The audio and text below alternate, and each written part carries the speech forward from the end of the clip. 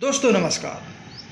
कल election commission of India से related एक मामले में, जी हाँ स्पेसिफिकली उनसे रिलेटेड एक मामले में, जब माननीय चीफ जस्टिस ऑफ इंडिया साहब ने, जी हाँ जस्टिस DY चंद्रचूड़ साहब ने SBI का जिक्र कर दिया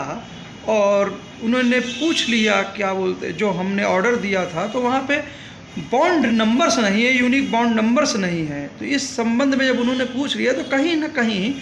उन्होंने सुओ मोटो कॉग्नाइजेंस ले लिया। जी हाँ, सुओ मोटो कॉग्नाइजेंस इसलिए ले लिया क्योंकि बॉन्ड नंबर नहीं है। इस विषय में कोई स्पेशल प्ली उस समय तक कहीं पे भी किसी ने भी दायर नहीं की थी और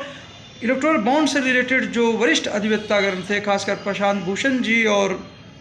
कपिल सिब्बल साहब, और स्वयं जो अपोजिट में थे जो solicitor general of India Tushar Mehta ji, तो वहाँ पर किन्होंने भी इन बात का क्या बोलते हैं रेफरेंस माननीय चीफ जस्टिस साहब को नहीं दिया था, उनके बेंच के समक्ष नहीं रखा था। तो कॉग्नाइजेंस जो यहाँ पे उन्होंने लिया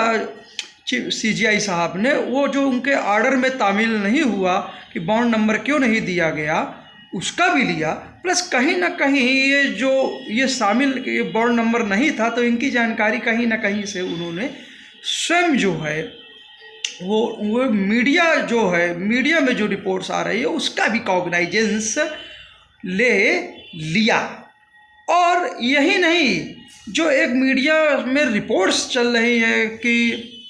जैसे कि रेड माइक इत्यादि में या दीपक शर्मा शो पर या सत्य हिंदी पर मुकेश कुमार जी के शो पर या अमरीश कुमार जी के शो पर, जैसा कि राजन तिवारी जी या सौरभ शुक्ल जी बताते हैं कि फ्यूचर गेमिंग्स इत्यादि एक जो कंपनी है, मेगा इंजीनियरिंग इत्यादि जो कंपनीज हैं, तो इन पे पहले छापा पड़ता है, फिर ED का, फिर उसी समय पे क्या बोलते कुछ समय के अंदर फिर जब अटैचमेंट इत्यादि हो भी जाता है, उसके बावजूद भी ये चंदा दे रहे होते हैं। और भी तरह की रिपोर्ट्स आती है कि टर्नओवर क्या है और टर्नओवर के हिसाब से जो बॉन्ड्स खरीदे गए हैं उनकी वैल्यूएशन में भी मतलब क्या बोलते हैं काफ़ी ज़्यादा वैल्यूएशन के बॉन्ड्स इत्यादि खरीदे गए हैं। कहीं कहीं ये भी रिपोर्ट्स आ रही थी न्यूज़ लॉन्ड्री की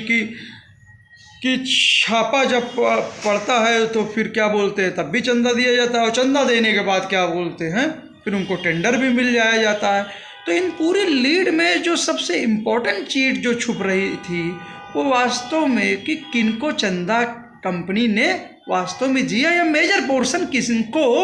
दिया। तो वो जो अल्फा न्यूमेरिक बॉन्ड नंबर्स हैं उनसे ही ये बातें क्लियर होंगी। और वास्तव में जो इलेक्टोरल बॉन्ड्स को अनकॉन्स्टिट्यूशनल घोषित करने के पीछे जो सबसे बड़ा संदेह था और जो एलिगेशन थे वो क्विड प्रो क्वो का था, और जिसको माननीय सुप्रीम कोर्ट ऑफ इंडिया उनकी बेंच ने, खासकर चीफ जस्टिस साहब ने स्वयं रियलाइज भी किया था कि एक तरह से ये किकबैक है प्राइवेसी के नाम पे, चंद कॉरपोरेट्स को बचाने के,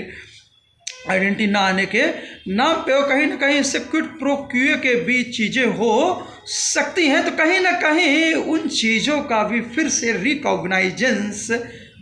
जी हाँ माननीय चीफ जस्टिस साहब ने ले लिया।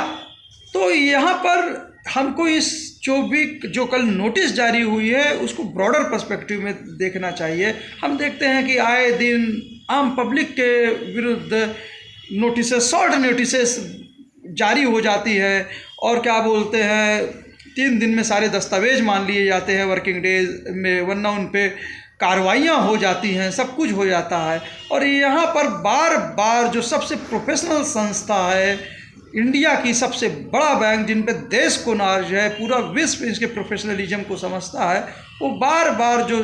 आदेश है सुप्रीम कोर्ट ऑफ इंडिया को उसको रीड करने में, खासकर जब उनकी तरफ से जो एक से एक बड़े बड़े वकील हैं, हरीश साल्वे जी स्वयं हैं, वो नहीं रीड कर पा रहे, बार बार चीज़ों में क्यों ये गलतियाँ हो जा रही हैं। तो ये कॉग्नाइजेंस कहीं ना कहीं न्याय का जो पार्ट है कि कानून सबके लिए बराबर है, संविधान से ऊपर कोई नहीं है, कोई कितना भी बड़ा है, तो वास्तव में यह भी कल के नोटिस से जाहिर होता है। मैं अब अगले बिंदु पे आना चाहता हूँ कि जैसा कि सुप्रीम कोर्ट बार एसोसिएशन के प्रेसिडेंट साहब ने शायद अपनी पर्सनल कैपेसिटी में प्रेसिडेंशियल रेफरेंस की बात कर दी कि ये डाटा, ये जो फैसला है इलेक्टोरल बॉन्ड्स का कि सार्वजनिक न किए जाए, अब तो वो होने भी लगे हैं। तो कहीं क्योंकि जब ये इलेक्टोरल बॉन्ड्स आया था तो उस समय जो कानून था कि नाम ओपन नहीं होंगे, तो उसके तहत ही कॉरपोरेट्स ने इलेक्टोरल बॉन्ड्स लिए। तो ये उनका तर्क था। तो इसमें सबसे बड़ी इम्पोर्टेंट जो क्वेश्चन जो लॉ का उठता है कि जब चीज़ें अनकॉन्स्टिट्यूशनल हो गई, वो भी संविधान बेंच के द्वारा, देश की सर्वोच्च अदालत के द्वारा, तो वहाँ पर जो भी अनकॉन्स्टिट्यूशनल चीज़ें हैं उनको उजागर तो करना ही पड़ेगा। Plus bond, supreme court of India के जजमेंट में कहीं पे भी ऐसा नहीं है कि जिन भी पार्टीज़ ने ये बॉन्ड खरीदे हैं उन पे किसी एक्शन की बात है। भले ही ये बॉन्ड अब अनकॉन्स्टिट्यूशनल हो गए, लेकिन उन पे तो किसी एक्शन की बात है नहीं। प्लस जो आदिश अग्रवाल जी बोल रहे हैं, प्रेसिडेंट साहब, जो supreme court of bar association के, कि ये विक्टिमाइजेशन हो जाता है। विक्टिमाइजेशन किस चीज़ का भाई? किस चीज़ का विक्टिमाइजेशन? आप अगर सही हैं, आपने किसी किकबैक के इत्यादि में, किसी क्विड प्रो क्यू के उसमें आपने कोई चीज़ें नहीं दी हुई हैं, तो किस चीज़ का विक्टिमाइजेशन हो जाएगा? विक्टिमाइजेशन तो तब होगा जब बाकी डाटा तो आ गए हैं, लेकिन अगर बॉन्ड नंबर आप नहीं होता है और बॉन्ड नंबर के जरिए मिलान नहीं होता है कि आप किन पार्टियों ने किसको चंदा दिया है और उस दौरान उन पे क्या छापा पड़े, उनकी प्रॉपर्टीज़ क्या अटैच हुई है, चंदा देने के बाद क्या बोलते हैं उनको बड़े बड़े टेंडर मिले हैं, अगर ये नहीं क्लियर होता है तो इसमें तो फिर जो और भी लोग चंदा दिए थे और जिनका क्या बोलते हैं इस क्विड प्रो क्वियो के एलिगेशन से कोई लेना देना नहीं है इत्यादि है, या इनिशियल कंपनी या फ्रंट कंपनी से लेना देना नहीं है, तब विक्टिमाइजेशन हो जाएगा यहाँ पर। दूसरी बात, यहाँ पर जो एक विपक्ष अक्षर क्वेश्चन उठाया करता है, खासकर राहुल गांधी, आर्थिक असमानता, महंगाई, बेरोजगारी इत्यादि के, और उसको सीधे सीधे पॉलिसी लेवल पे जोड़ देते हैं कि कहीं ना कहीं पॉलिसीज़ जो हैं पूरी की पूरी शिफ्ट हो रही हैं चंद कॉरपोरेट हाउसेस के तरफ, उन्हीं के ही लोन्स वाफ हो रहे हैं, उन्हीं के पक्ष में पॉलिसीज़ जा रही हैं। तो वहाँ पर जब इस तरह के पॉलिसी एलिगेशंस लग जाते हैं और पॉलिसी डिसीजंस में स्वयं जब सुप्रीम कोर्ट ऑफ इंडिया जैसे आम आदमी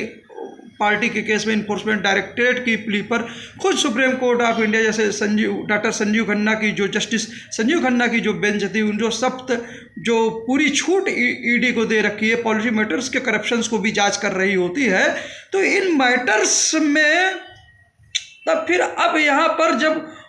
इससे रिलेटेड जब कोई चीज़ है, मामला इलेक्टोरल बॉन्ड्स का, और ये पॉलिसी आगे चल के भले ही आज इलेक्टोरल बॉन्ड अनकॉन्स्टिट्यूशनल हो गए, लेकिन उस दौरान जो भी बॉन्ड खरीदे गए और किकबैक इत्यादि क्विड प्रो क्यू के एलिगेशंस जो अब आ रहे हैं, अगर इनकी जांच नहीं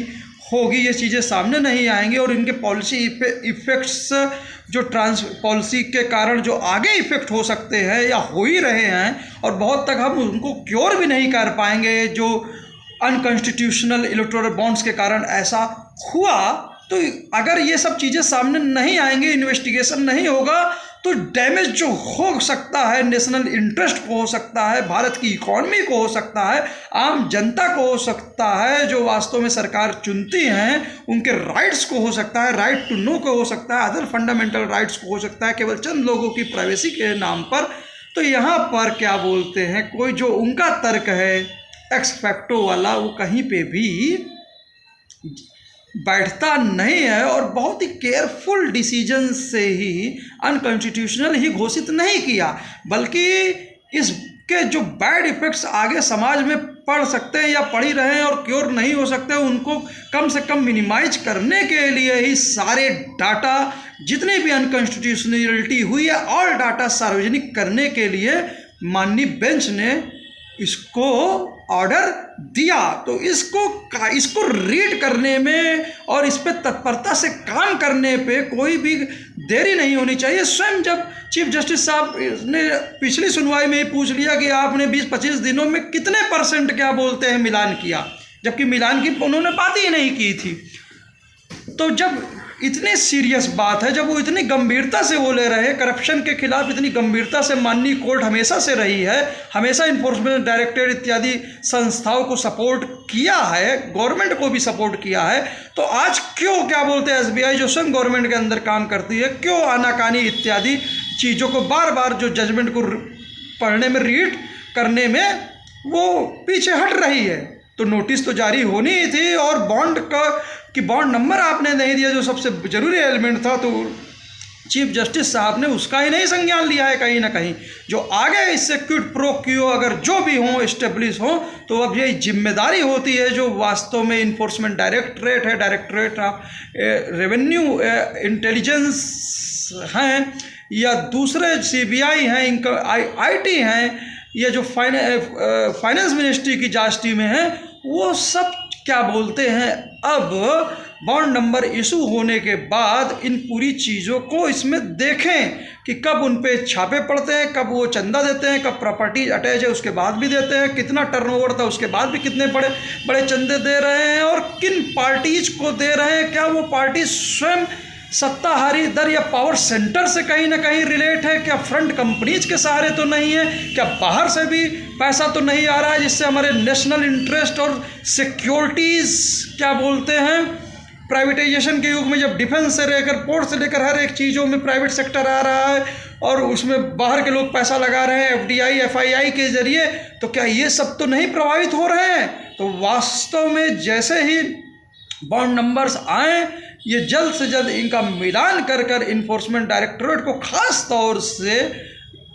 प्रिलिमिनरी इंक्वायरीज एफआईआर्स इत्यादि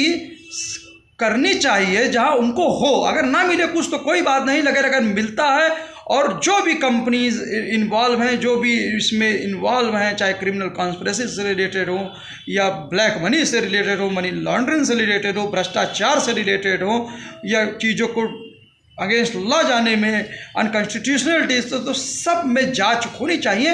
ताकि वो जो कंपनीज वास्तव में जो बेनिफिट हो सकती है, जिन पे आरोप है लगा है, वो जो पर्दे के पीछे छुपे वो लोग सामने आए। बाकी का बाकी जो कारपोरेट जगत है, जो सही मंशा से जिन्होंने इलेक्टोरल बॉन्ड में चंदा दिए थे, जिनका कोई भी रोल नहीं है, कोई भी इस तरह के एलिगेशंस में कुछ भी नहीं है, तो वो एकदम पाक साफ बच सके। और जो ऐसा कि मोदी जी हमेशा कहते हैं कि ना मैं खाऊंगा ना खाने दूंगा, वो करप्शन के खिलाफ हमेशा बात पॉलिटिकल टोन में बोलते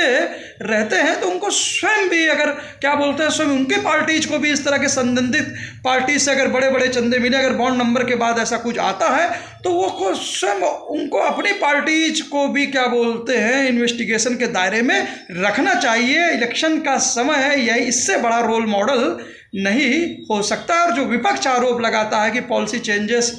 कुछ चंद हाथों में उधर ही शिफ्ट हो रहे हैं, तो वो किस हद तक है? तो दूध का दूध पानी का पानी करने की जिम्मेदारी अब जो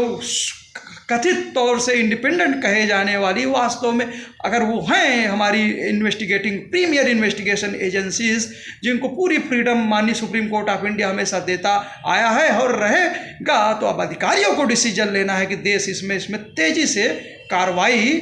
बॉन्ड नंबर आते मानी इन्वेस्टिगेशंस क्विड प्रो क्यो से रिलेटेड चीज़ों का करे, जिसका संदेश स्वयं माननीय चीफ जस्टिस ऑफ इंडिया साहब ने इस पूरे जो अनकॉन्स्टिट्यूशनल इलेक्टोरल बॉन्ड्स की सुनवाई के दौरान स्वयं उन्होंने व्यक्त किया था। अब टाइम है, वक्त है, जनता के सामने भ्रष्टाचार की जो लड़ाई है, जब सुप्रीम कोर्ट सबसे आगे है और वो सबसे ज़्यादा पहल कर रही, सुओ मोटो कॉग्नाइजेंस ले रही है, तो अब एजेंसीज को कंधे से कंधा मिलाकर ज़मीन पर इन्वेस्टिगेशंस कर भ्रष्टाचार को जड़ से मिटाने की उम्मीद है। ये एपिसोड आप लोगों को पसंद आया होगा। मेरा नाम है मनीष जायसवाल, मैं आरकन्या चौराहे मुट्ठीगंज इलाहाबाद में रहता हूँ। जय हिंद, जय भारत। Thank you sir.